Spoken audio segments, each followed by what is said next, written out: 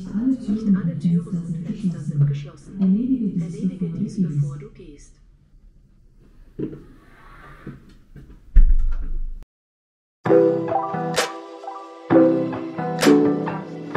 So, now we want to recreate the scene that you have seen right before. You open your main door, but you forgot some windows or some doors to close, and you get informed about it. So you don't forget it and have no security risk. Otherwise, you could hang a sign on your door saying, "Hey, please come in! I'm not there! Grab everything you want! Yes!" That reminds me again of Lazy Town. Free! Free!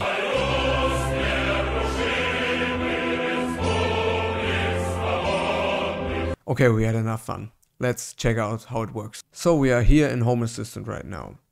The first thing we need is a sensor. We need to have a sensor in our Home Assistant environment. For me, I have a Aqara, whatever. That one here, that is very small and very nice because it's very responsive and the battery is not draining at all because I have it since a year now and it still says the battery is completely full. So it's very, very nice. And it also, like I said, reacts instantly. But we need more than just one of them because we want to monitor our main door and also our windows. So of course it can be two, at least two or three or four or five. How many doors or windows you want to monitor? Is it monitor? Yeah, I guess it's monitor. So we are back in Home Assistant. The first condition that we see here is something that we have a detailed look on in a few videos.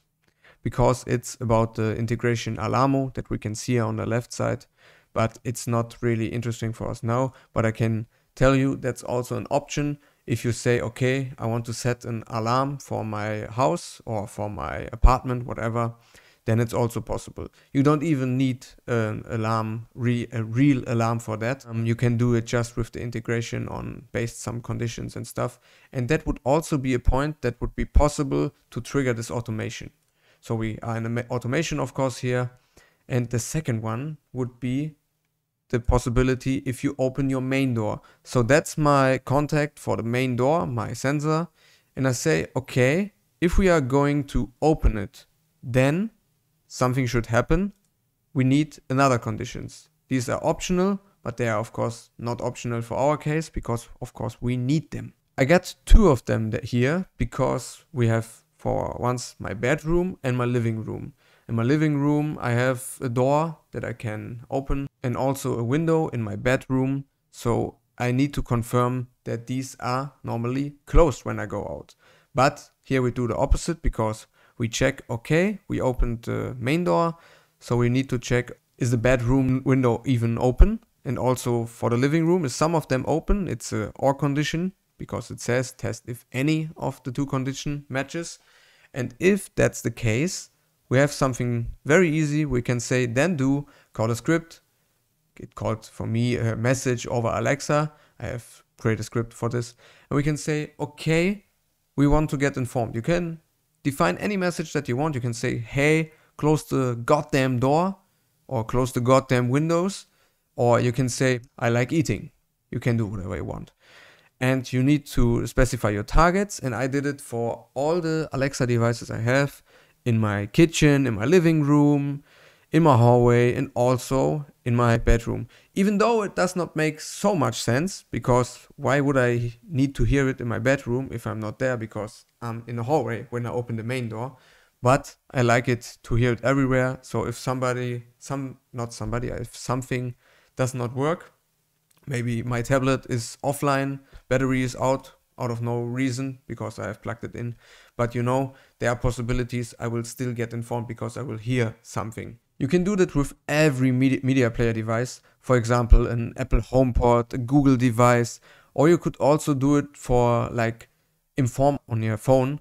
But here you need to decide because you don't know. You would have to check who is leaving the home because you don't want every person that is attached to your home and it's not even at home get a message, hey, close the windows or close the doors if he or she is already at work. That's, by the way, one problematic point that you can fix with another sensor, but you don't need to. Because if you are leaving your house, so you are opening the main door and you want to go out, but somebody is still there, of course you can check, okay, as another check at condition, if there's only one person at home. If one person is at home, okay, fine. If two persons are at home and you don't trigger it, but you leave together, that's a problem.